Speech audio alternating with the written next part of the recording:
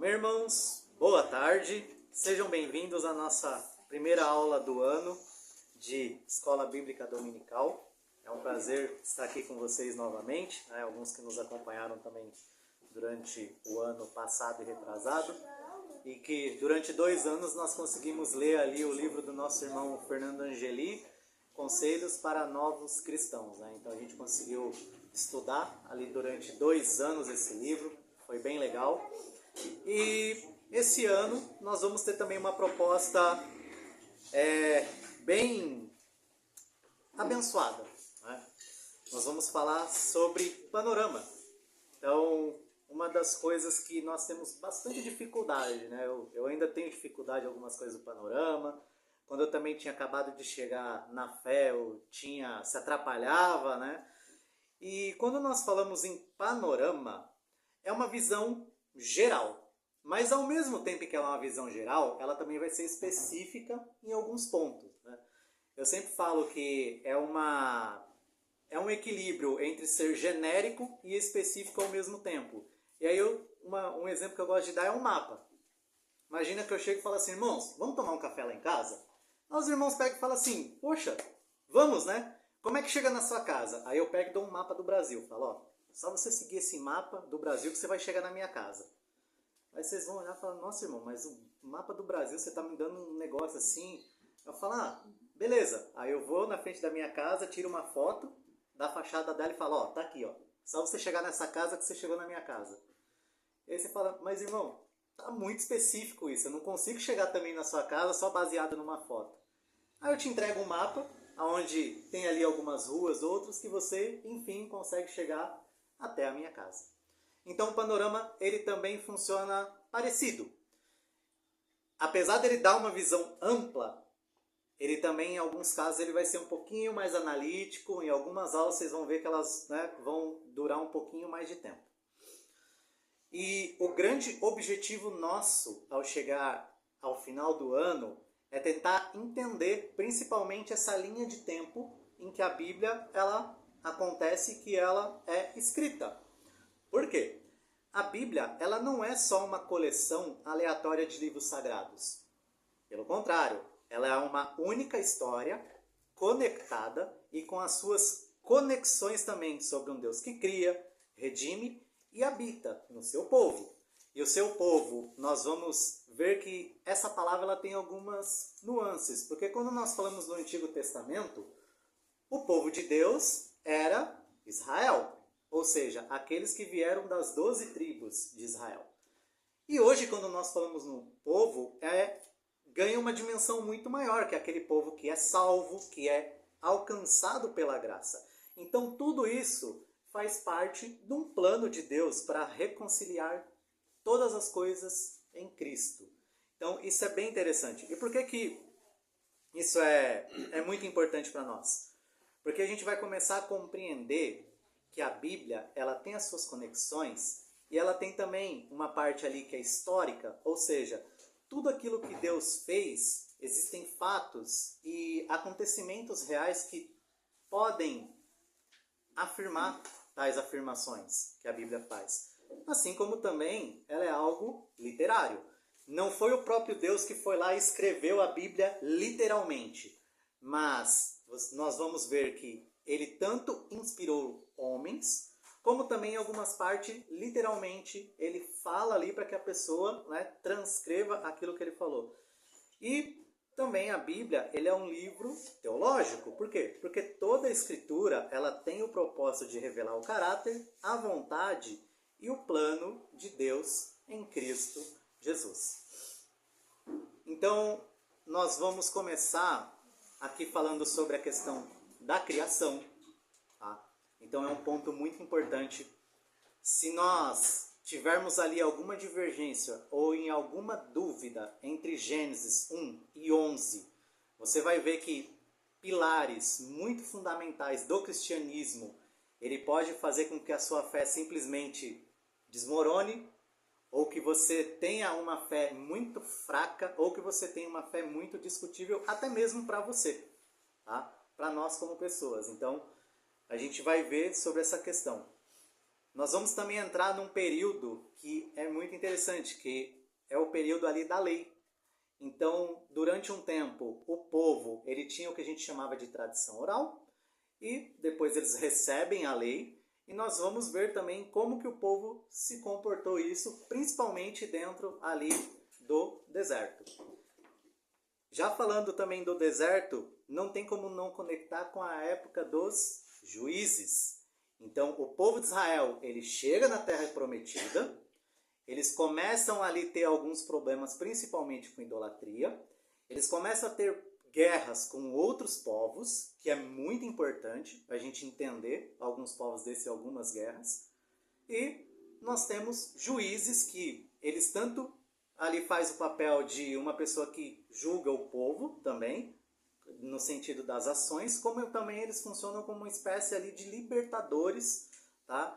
De alguma forma ali quando o povo de Israel estava sendo subjugado. Nessa conexão nós temos o reino. Então, daqui uns dias os irmãos vão ver ali em 1 Samuel, né, quem está fazendo o plano de leitura bíblica, que ali em 1 Samuel nós temos um rei que é estabelecido, né? O povo então pede, ele olha para as outras nações e fala, poxa, mas só nós não temos reis, né? A gente quer ter um rei também. E aí, né, Deus, ele até fala ali para Samuel, porque Samuel fica muito desapontado, fala, olha, eles não estão rejeitando a você, né? Ou não está rejeitando a sua família, eles estão rejeitando a mim, mas, né, vamos dar um rei para ele. Então começa essa era do reinado ali dos reis de Israel. E é muito importante porque quando começa o reino, você tem um período de tempo onde Israel é uma nação e depois ela vai se dividir. Vai se dividir em duas, que é o reino de Israel, que nós vamos ver que é o reino que fica ao norte, a capital Samaria, e o reino do sul, que é Judá, que é Jerusalém.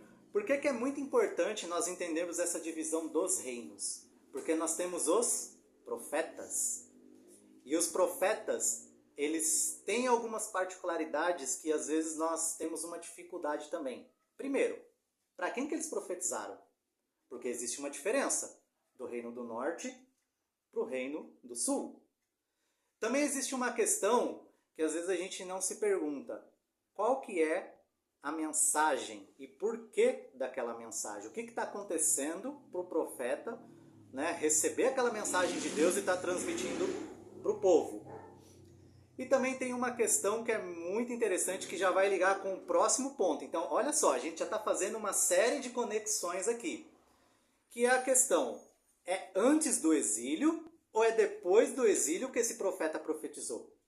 Porque nós vamos ver que o povo de Israel e o povo de Judá, eles vão ser exilados, ou seja, eles vão ser conquistados por outros povos, e nesse processo de conquista, nós temos ali diferenças desses dois reinos, nós temos inclusive promessas, tá, para esses dois reinos, e ao mesmo tempo nós temos essa atividade profética.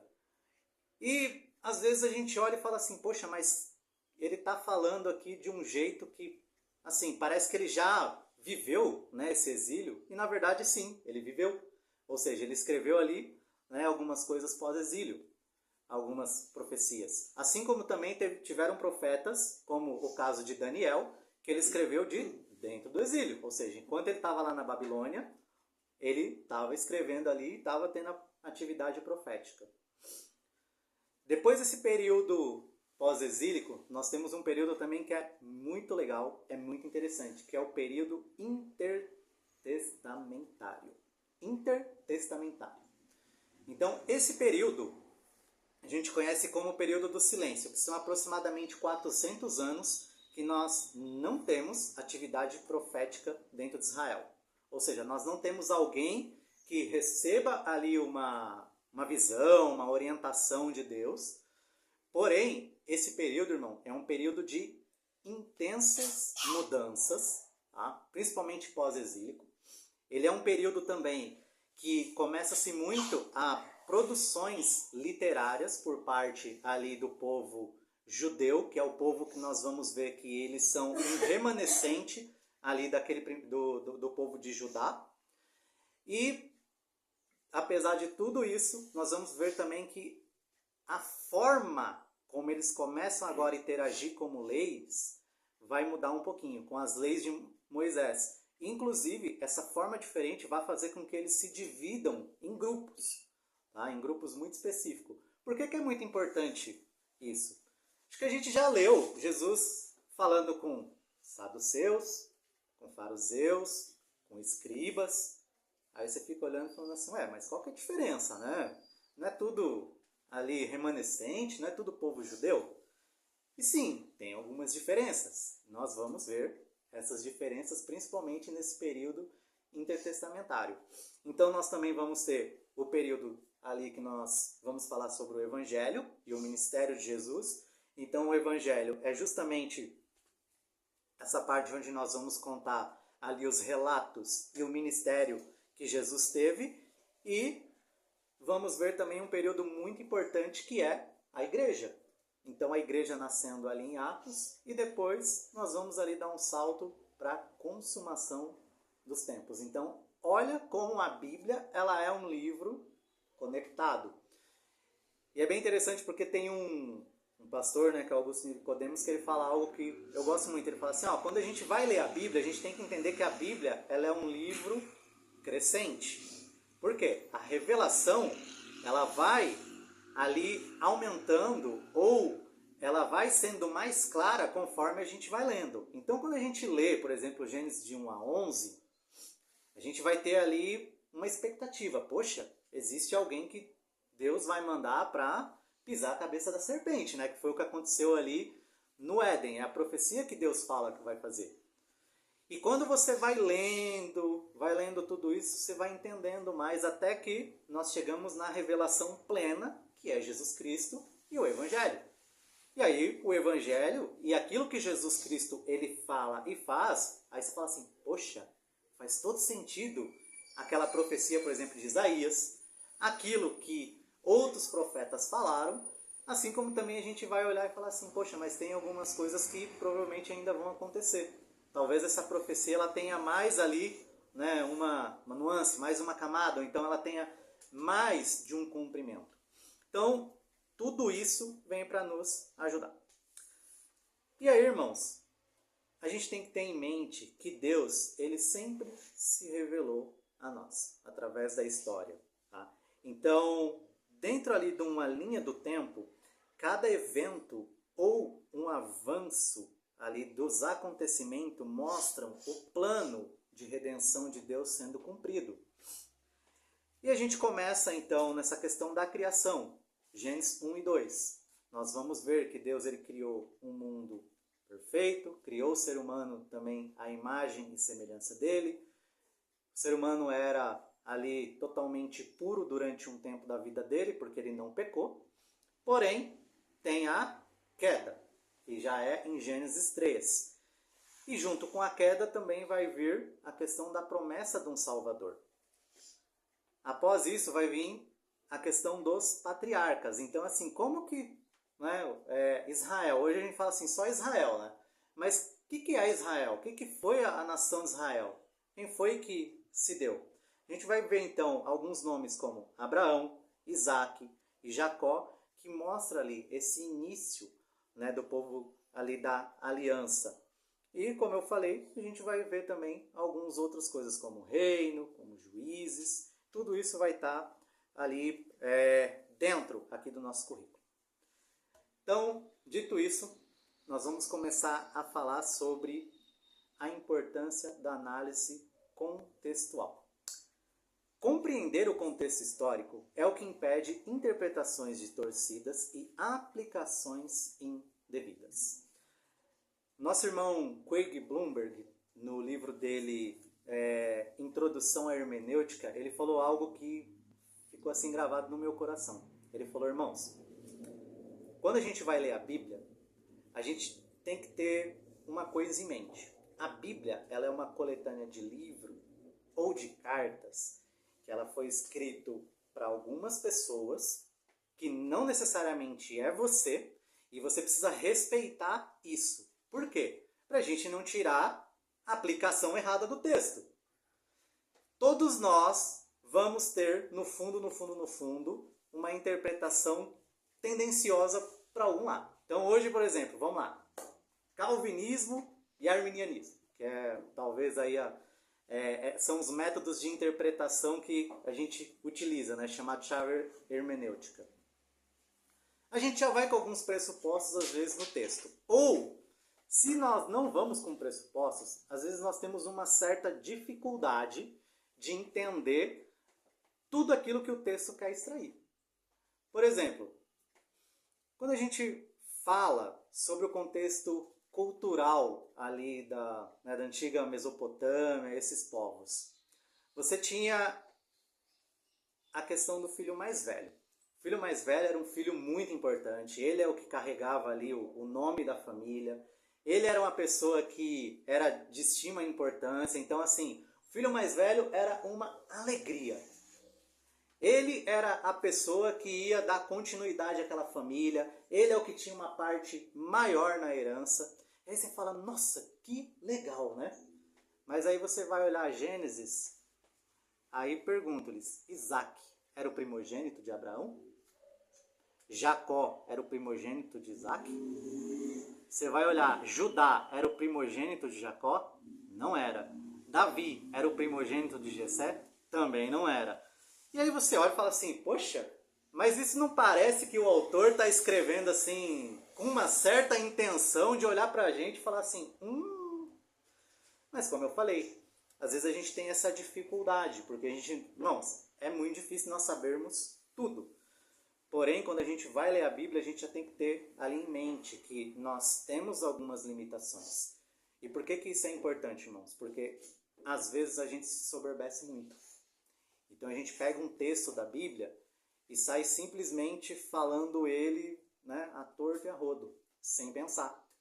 Ou então, às vezes a gente pega, que é pior ainda, um versículo isolado e a gente quer trazer esse versículo aqui, né, para o nosso contexto. Então, vou ler aqui um exemplo, Jeremias 29:11. É que eu sei que pensamentos eu tenho a vosso respeito, diz o Senhor. Então, isso aqui, irmãos, muitos leem esse versículo como uma promessa individual de sucesso. Aí a pessoa olha e fala assim, olha, né? Aí vem aqueles ensinos errados, né? Deus está falando isso, então ele sabe os pensamentos. E aí pega uma teologia completamente distorcida. Quando, na verdade, Jeremias está escrevendo isso aqui para os exilados da Babilônia, orientando a eles viverem com fidelidade a Deus. Então isso aqui é um encorajamento, né, do profeta olhando e falando assim, mesmo vocês cativos, Deus, ele está ali junto a vocês, né, nesse cativeiro. Pode falar. Faz um favor, professor. Lê o 10 e depois o 12. Que fica bem legal para confirmar isso aí que você está falando. Aí que eu vou abrir aqui. Quer que eu leio? Pode ler, por favor. Vamos lá. Jeremias 29:10. Olha que legal que o professor falou.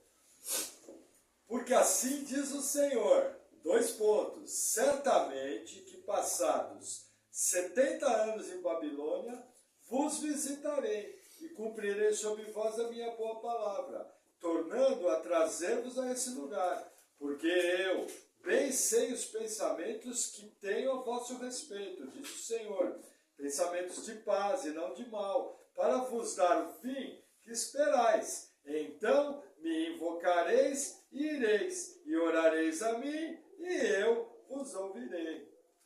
Que legal. Você vê que você pega um versículo, né? E aí o de baixo já explica que aquilo não é o que você está falando, não é o contexto que você está falando. Existe um outro também que é bem clássico, né? Filipenses 4:13. Posso todas as coisas naquele que me fortalece.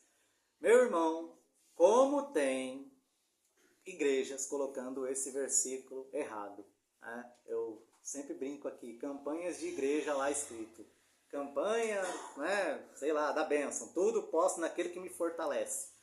Quando na verdade, irmãos, é só você também ler o contexto aqui. Ele fala sobre o contentamento em meio à escassez. Então Paulo está falando que ele já viveu ali um momento de fartura, mas ele também já viveu num momento de fome. Ele já viveu num bom momento, mas ele também foi perseguido. E aí ele fala isso aqui, todas as coisas eu posso naquele que me fortalece. Então, não é um versículo, né, que, isso aí, eu posso todas as coisas, então, sei lá, vou fazer isso, vou fazer aquilo. Você sair fazendo coisas e usar esse versículo. E um dos que eu mais gosto é um Isaías, que fala assim, né? E um ao outro ajudou e o seu irmão disse, esforça-te. Aí você olha e fala, nossa, mas que versículo bonito, né? Aí no versículo tá de baixo fala assim, bate o ferreiro, né? E arma o madeireiro e fala, né? Boa coisa é. Ou seja, o texto está falando de duas pessoas que estão construindo um ídolo e estão falando, e um outro está ajudando, né? E está falando assim, não, vamos se esforçar para construir essa coisa aqui. Sendo que justamente Deus está olhando e falando assim, ó gente, olha para onde vocês estão. Vocês estão construindo um ídolo, vocês estão se animando e vocês estão sendo rebeldes porque vocês querem, né? E aí a gente pega um versículo e faz ali, sei lá, um sermão inteiro falando sobre um monte de coisa que o versículo não quer falar. E assim, irmão, se a gente ficasse aqui falando, assim, eu já vi tanto versículo sendo tirado de contexto, né, que onde não está tem o Espírito do Senhor, aí a liberdade. Jogue sua jaqueta pro alto. Enfim, é muita coisa. Tá? Esses exemplos, né, assim como alguns também, mostra que a análise contextual não diminui o poder do texto, ela o aprofunda. Isso é bem importante. Porque algumas pessoas elas falam assim, não, quando você começa a estudar muita teologia, você acaba matando o espírito. Né? Ou você acaba matando ali, eles usam até uma palavra meio que descontextualizada, né? O fogo acaba. Então assim, o crente é fogo, é aquela coisa avivada. Começou a estudar teologia, né, a coisa desanda, fica frio, fica gelado. Né? A gente até vivia umas piadas assim de uns irmãos nossos, né, que eles chamavam de sorveterianos, né? E então, irmãos, não é que é isso. Não é que a teologia ela apaga o fogo do crente ou ela, enfim, faz alguma coisa com o crente. É que ela deixa o crente mais resiliente ao falar. Ela deixa o crente mais temeroso. Ela deixa o crente também mais contextualizado. Então, quanto mais nós tentamos estudar, assim, menor, tá? Não vou dizer que não vai errar, porque infelizmente nós somos seres humanos. Mas menos erros nós vamos cometer ao ler a Bíblia, ao falar dela, ao expor um texto. Então, quanto mais você estuda, mais você não fica ali, né, divergindo e divagando também ou criando teologias erradas. Tá? E isso é um grande problema na igreja hoje, é criar teologia errada e até mesmo, às vezes ali, né, com palavras mais rebruscadas, você vê homens sendo hereges. Então você pega falas ali que você fala assim, nossa, Jesus, como que isso aconteceu? E quando a gente fala ali sobre a Bíblia, a gente tem também mais um ponto aqui. Existe um ponto da tradição oral.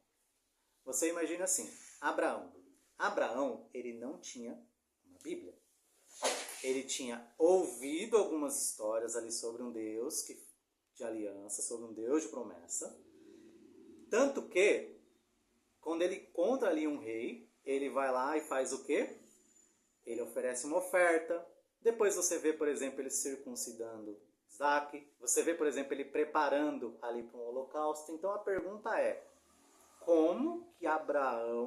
de onde que Abraão tirou isso? Você tinha uma tradição oral que ia contando essas histórias da Bíblia. Então, quando Moisés ele vai escrever aquilo, que é depois de muitos anos, essa tradição oral ela já tinha passado e chegado até Moisés. E Moisés ele escreve então o Pentateuco, tá? Literalmente ele escreve mesmo com letras, com material. E esse material então ele começa ali, né, ser divulgado e a ser lido pelo povo de Israel. E quando eu falo em tradição oral, é muito difícil nós entendermos. Por quê? Porque eu falo assim, irmãos, decora um versículo. Meu Deus do céu, como é difícil, tá? Assim, eu tenho dificuldade de decorar. Então, irmãos, eu fico, aí você fala assim, Erasmo, fala o versículo. Aí eu vou lá e falo o versículo. Provavelmente, dependendo do tempo que eu estudar e da quantidade, eu vou falar bem, tá? Mas eu posso errar. Numa tradição oral, não, irmãos. Uma tradição oral, eles sabiam falar a Bíblia literal, com as mesmas palavras, toda de cabeça. Então, imagina assim, o Pentateuco, quando ele foi escrito por Moisés, Moisés ele tinha ouvido essa história, e essa era uma história que há muito tempo ela já era contada exatamente como ele escreveu. Para você ter uma ideia, a gente já falou aqui que os escribas, eles sabiam o Antigo Testamento inteiro decorado, tá? Então, assim, quem sabe aqui o Antigo Testamento inteiro decorado? Alguém sabe? Alguém consegue? Então, assim, irmão, você vê que realmente era algo muito diferente do que nós temos hoje. Quando uma criança ela era preparada para ser um escriba, para ser um mestre da lei, você tem uma ideia, aquelas que eram ali, né, rejeitadas ou que não eram aceitas, não davam continuidade a esse programa, né, ali para se tornar um mestre da lei, ela já sabia o Pentateuco inteiro na cabeça. Quando os escribas iam escrever, por ser um livro sagrado, eles tinham muita reverência. Então eles escreviam e eles conferiam para ver se não tinha palavra ali com... Eles contavam a quantidade de palavras, contavam a quantidade de letras ao final de cada página. E aquele livro ali, se tivesse uma certa quantidade de erros, ele era invalidado como um todo. Ou seja, eu podia estar... vou colocar aqui, né, Antigo Testamento inteiro. Podia estar ali escrevendo Malaquias, o último capítulo. Se eu escrevesse ali uma quantidade de palavras erradas, o que eu fazia? Invalidava e falava assim, ó, esse livro inteiro aqui, ó, não serve, tá? Vou fazer outra cópia. Então, essa era a seriedade de um livro como esse. Para você ter uma ideia, o Antigo Testamento, ele tem aproximadamente 4.000 registros, tá? Nós não temos os originais, óbvio, tá? Que Moisés escreveu. Por quê? Porque era escrito em papiro. Papiro é um papel que se desgasta. E esses livros eles eram copiados. Mas é aí onde tem uma coisa que é muito interessante, né? Principalmente quando alguém vem falar pra gente assim, ah, mas a Bíblia, né? Você nem sabe se a Bíblia foi mexida, você nem sabe... Gente, a Bíblia ela é um livro documentado, ela tem os seus fragmentos, tá? Tem fragmentos que tem uma boa quantidade escrita, tem outros que tem uma pequena quantidade escrita. Mas o fato é, você tem aproximadamente aí mais de 4.000 fragmentos escritos. E todos esses fragmentos, quando você vai conferir, ele segue a mesma coisa, ele tem a mesma quantidade as mesmas palavras, mesma quantidade de palavras, mesma quantidade de letras. Todas elas batem. Tá?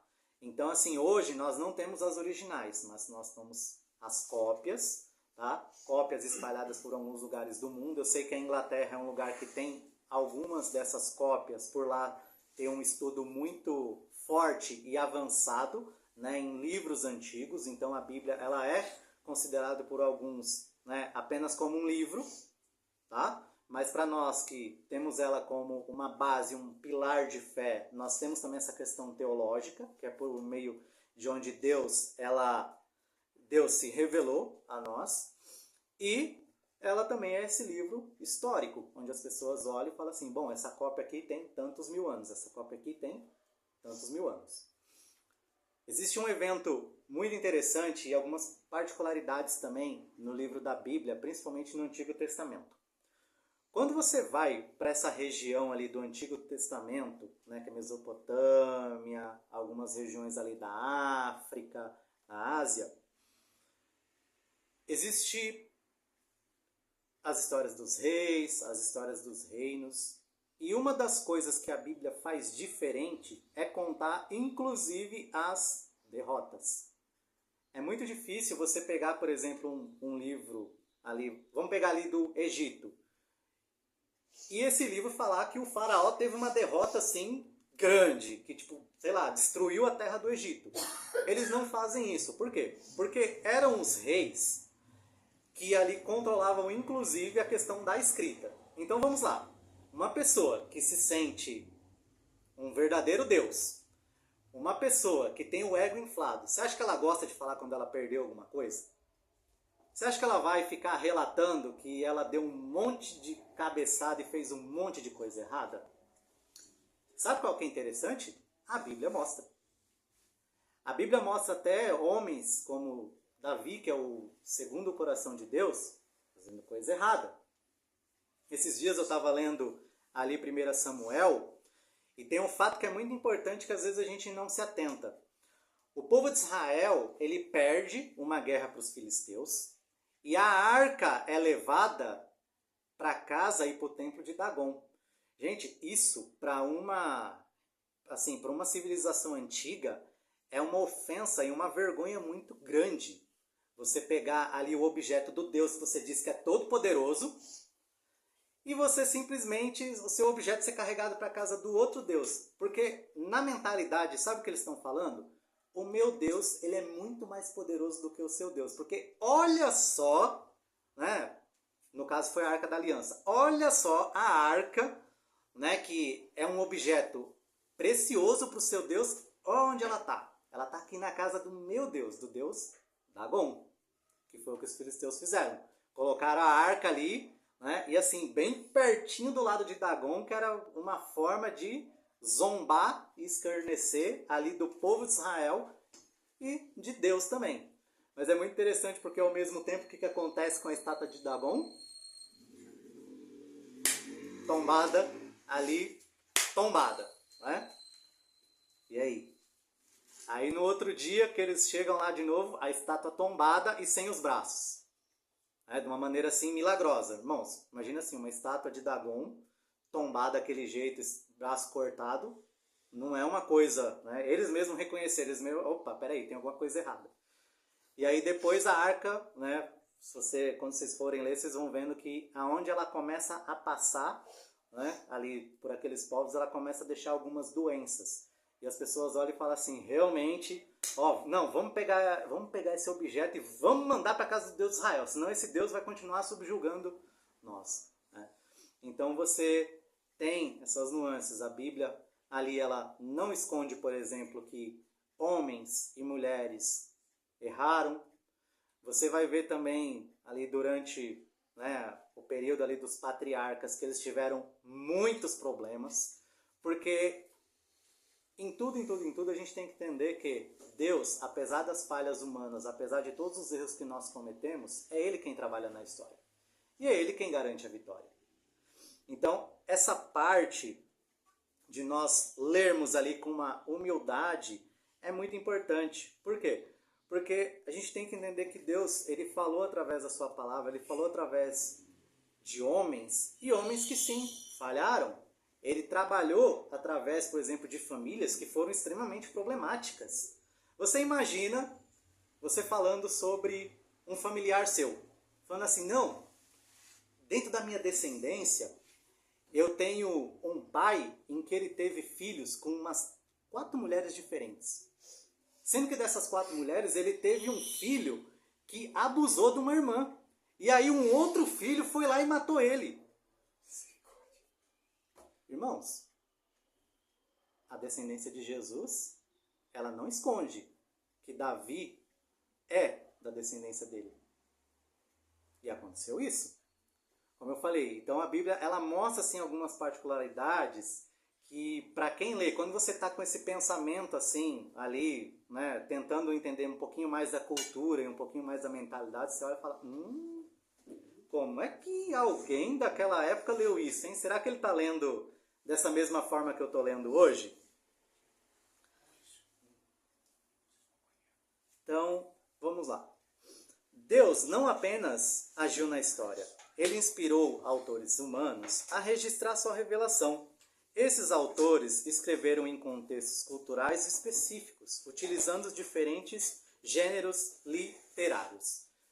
Então, quando nós lermos a Bíblia, a gente também tem que entender que temos alguns gêneros diferentes, tá?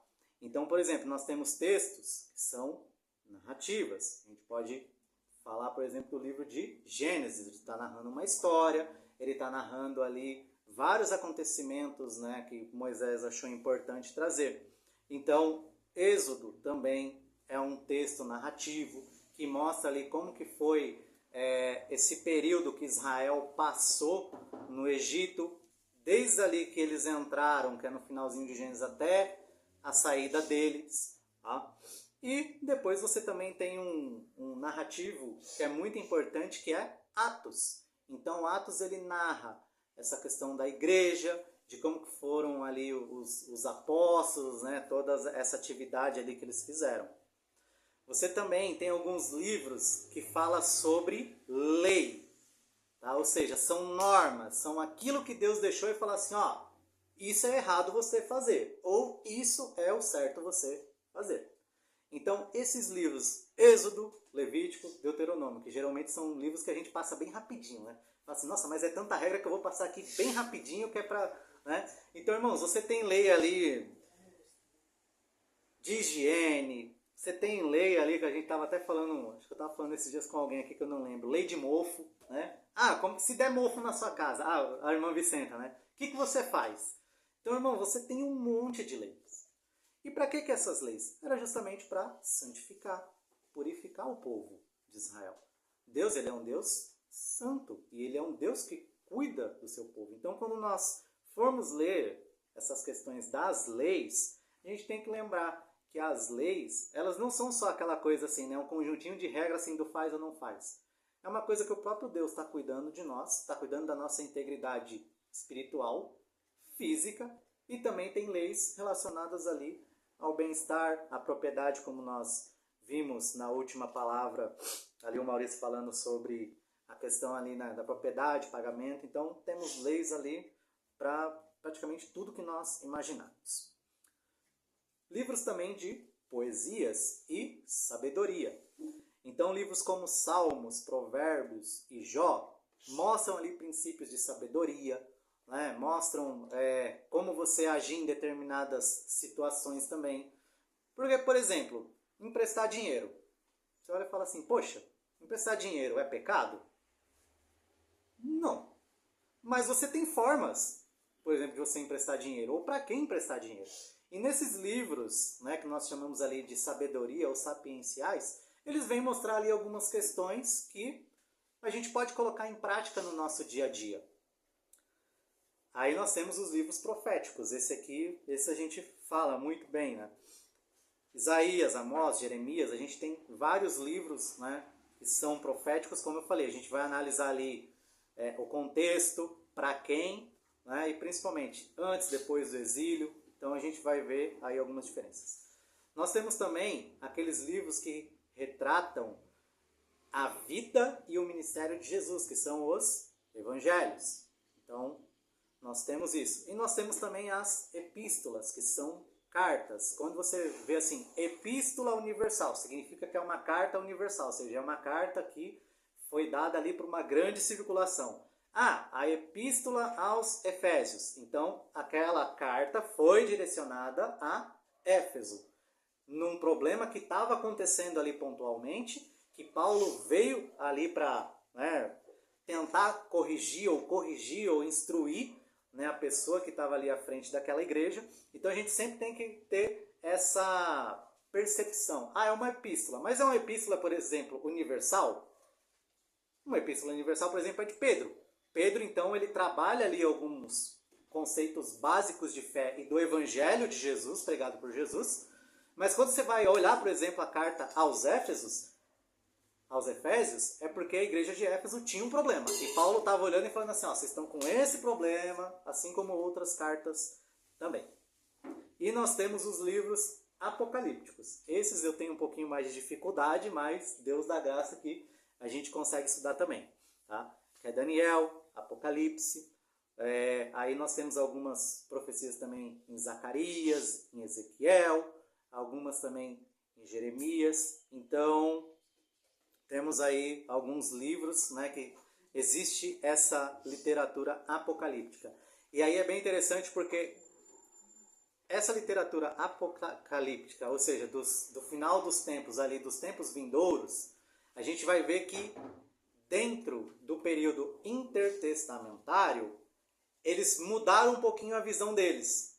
Tá? Então eles também começaram a escrever sobre essa esperança vindoura. Isso que iria acontecer no futuro. Mas eu não vou dar spoiler. Tá? Quando chegar na aula do período intertestamentário, a gente vai explorar isso. E, irmãos, Essa análise literária, ela ensina ali como nós devemos ler esses livros. Então é muito importante que a gente tenha isso, porque mesmo que Deus ele fala pela história, ele também fala por palavra. E aí ele usa parábolas, poesias, narrativas, símbolos para revelar a sua verdade de maneira bela e acessível. Ou seja, de todas as formas, Deus está mostrando o seu plano de salvação, o seu plano de redenção, independente do gênero literário que você vai ler. Mas é muito importante você entender o gênero literário, porque a mensagem, às vezes, ela dá uma clareza maior. Né? Então, por exemplo, você vai ler ali Reis. Você sabe que aqueles livros são históricos, ou seja, ele está contando uma história dos reis de Israel, o que aconteceu. De novo, a Bíblia fala o que aconteceu de bom, aconteceu de ruim, às vezes que Israel ganhou, às vezes que Israel perdeu. Então, quando você vai olhando e falando assim, poxa, isso aqui é um livro histórico. Opa, isso aqui foi escrito, por exemplo, antes do exílio. Então, você já sabe que aquilo ali vai ter uma linguagem própria. Aí você vai em Crônicas, você fala assim, por que Crônicas basicamente repete tudo que... repete uma boa parte ali que Reis fala? É porque é um livro também que é histórico, porém ele foi ali escrito, provavelmente ali depois, pós-exílio. E aí você vê também, como eu falei, profecias, né? Profecias ali que vieram antes, durante ou depois. E tudo isso, irmãos, vem para revelar o caráter de Deus e principalmente, irmãos, a teologia, ela não pode fazer com que nós viramos indivíduos soberbos ou arrogantes. Mas o principal intuito de nós estudarmos é sermos parecidos com Cristo, é amarmos mais a Deus, é cumprirmos a sua palavra e os seus estatutos. E nós cremos que um crente que lê a Bíblia, que estuda, que ora, que jejua, é um crente que, se Deus abençoar, ele vai ser mais amável. Ele vai ser uma pessoa que ama a Deus, ele vai ser uma pessoa mais obediente. E o estudo é para isso, tá, irmãos? Por quê? Hoje nós estamos numa época em que, quando você sabe de alguma coisa que outra pessoa, por exemplo, não sabe, né, a primeira coisa que a gente faz é correr para a internet e ficar ali dando porrada em quem não sabe. Ou então a gente encontra um irmão nosso que não tem um entendimento parecido, ou que ele tem uma certa dificuldade de entender algumas questões bíblicas, ao invés da gente edificar aquela pessoa, a gente praticamente mata aquela pessoa espiritualmente. Ou então a gente causa confusão. Se a teologia está fazendo isso conosco, a gente tem que parar e pensar um pouquinho no que nós estamos fazendo. Ou qual que é a motivação de eu estudar. Por que eu estou estudando teologia? Será que eu estou estudando teologia que é para ficar entrando em debate? Será que eu estou estudando aqui, vindo para a EBD, para entender um pouquinho melhor um panorama, tá, da Bíblia como um todo, que é para eu mostrar que eu sei mais que alguém? Ou então para eu ficar colocando, né, algumas coisas na internet ali e ficar até mesmo de maneira desrespeitosa, né, ofendendo irmãos nossos? Por quê? Hoje nós temos uma grande influência do meio digital. E o meio digital, ele está virando uma coisa assim, irmãos, desculpa a palavra, nojenta. Esses dias eu ouvi de novo uma frase que me deixou muito triste, falando assim, porque, né, os arminianos não são salvos. Aí você olha e fala assim, tá, mas quem disse isso? Será que você não está julgando daquela maneira que Jesus falou que não era para julgar? Você está colocando a salvação de uma pessoa em xeque porque ela pensa diferente de você ou porque ela tem uma leitura bíblica diferente de você?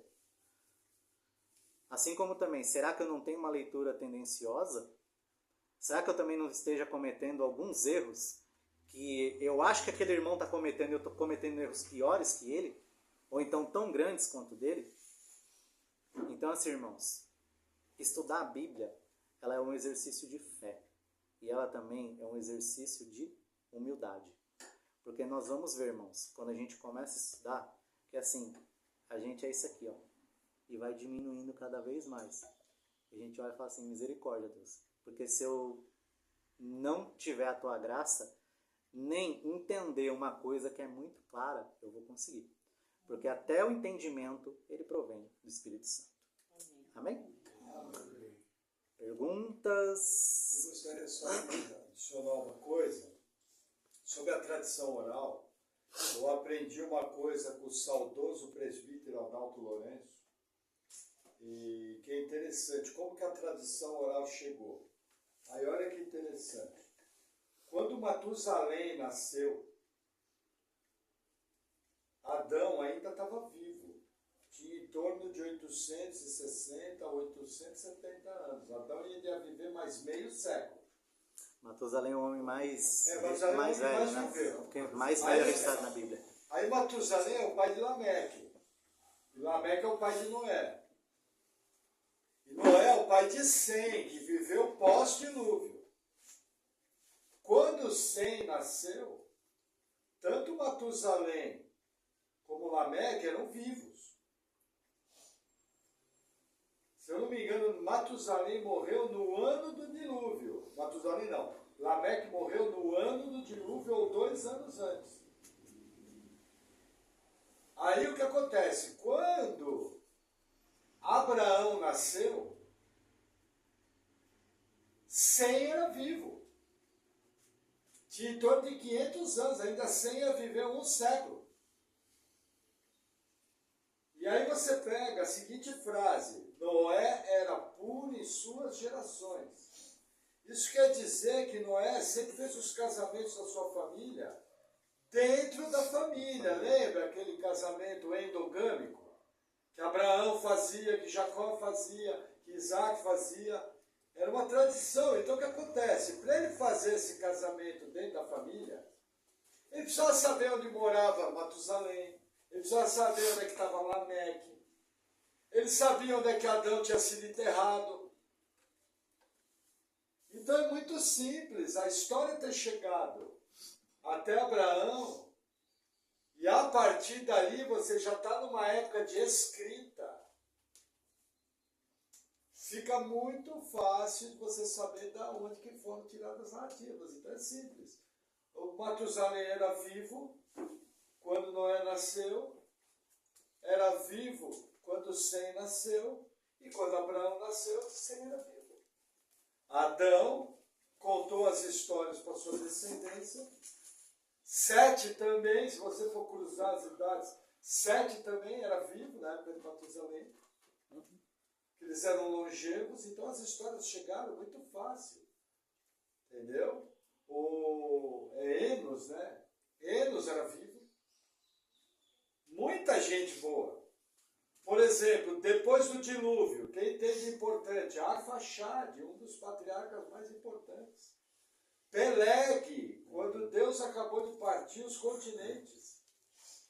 Porque na época da Torre de Babel, quando houve dilúvio, a terra começou a se separar, as terras. Mas ainda havia ligação. Só que aí em Babel, os povos são obrigados a migrar. E aí, após Babel, nos dias de Peleg, a Bíblia fala que a terra se partiu. Foi aí que os continentes se desligaram. Por isso que você vê o canguru na Austrália, não vê no Brasil. E você vê a onça no Brasil, não vê na Europa. E você vê o urso na Rússia e não vê na Argentina. Então, assim, quando você analisa com calma, você pega um panorama bíblico bem feito, tem resposta para tudo lá. Entendeu? Só que eu passei só para vocês terem uma ideia rápida, de lógico, com toda a minha limitação, mas tem gente muito melhor preparada do que eu, que pensa e coloca essas ideias muito bem colocadas no papel. Então, coisa simples. Toda a informação, como é que Abraão sabia que tinha que matar o cordeirinho por fogo? A história de Abel chegou até Abraão com a maior tranquilidade. Entendeu? O que Abel fez quando ofereceu o sacrifício? Fez um holocausto. E aí a história correu. Olha, ele fez um holocausto e deu certo. Entendeu? Tô meio que assim. Tá. Enquanto, sei lá, 800, Adão estava vivo. 800 anos depois, sei lá. Nasceu Matusalém. Matusalém estava vivo. É isso. Aí perguntaram Matusalém, quem te contou isso? Meu tataravô me contou. E ó, meu tataravô confirmou, meu bisavô confirmou que eles estavam tudo vivos. Entendeu? Meu avô também falou, ó, tá aqui meu pai, pergunta pra ele. Ô pai, vem cá que ó, ele tá com dúvida. Na próxima aula a gente vai falar sobre esses que personagens legal. e a gente vai ver também que existem alguns materiais que a Bíblia ela fala que existiam que a gente nunca teve contato. Então tiveram alguns livros que pode ter sido ali um começo de um registro que a gente, né, gente, se perdeu, a gente está falando de milhares de anos atrás, né? Então se perderam, mas assim, existe também essa... Acho que você vai falar, por exemplo, o livro de Jasher, livro das guerras de Israel, as crônicas dos reis de Israel, não o livro de crônicas. Então toda essa documentação, Deus, na sua preservação, lembra a doutrina da preservação? Deus garante que a palavra vai chegar na nossa mão íntegra, sem alteração. Deus usa tudo isso na história humana. Da mesma maneira que usou a mim e o Erasmo aqui, para estar passando esses ensinamentos, da mesma maneira que vocês vão passar para os outros. Amém? Amém. Que legal que vai falar disso.